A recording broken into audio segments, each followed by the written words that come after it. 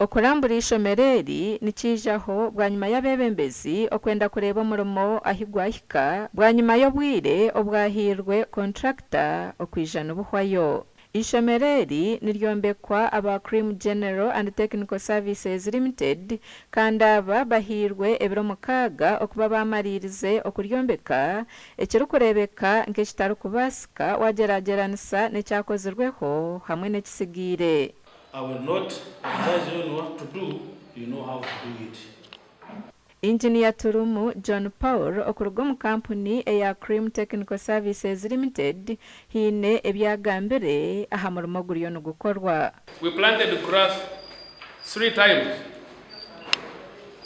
We could plant and it dried. Now the wet season has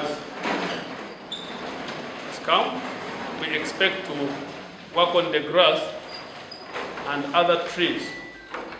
Okwombeka Seed School egi kukatandika emyaka 2 enyuma kandi shiringi biliyoni 3 na miliyoni 39 nizo zakoresibwe.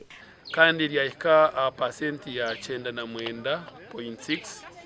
The works that are remaining vis-a-vis time to Arewangu, we still have a lot of work to do.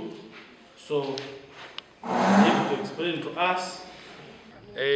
Ntugambira abazire mureta abana kushima turonto heza turonto siga painting turonto wozia. Egi ni manifesto ya His Excellency Yoweri Kaguta Museveni. President akagamba abantu nti naenda haburi sub county muvemu Seed School. Rwanyamahembe yatungi yayo.